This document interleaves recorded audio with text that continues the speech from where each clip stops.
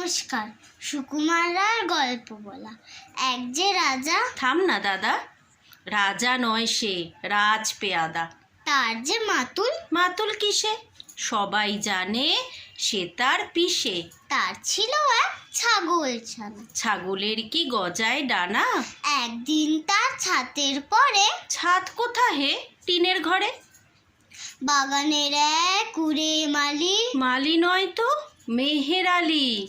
মনের সাধে গাইছে বেহাগ। বেহাগ তো নয়, বসন্ত রাগ। থও না বাপু ঘেঁচাঘেঁচি। আচ্ছা বলো। চুপ করেছি। এমন সময় বিছানা ছেড়ে হঠাৎ মামা আসলো তেরে। ধরলো সে তার জুটির গোড়া। কোথায় ঝুঁটি? টাক যে ভরা।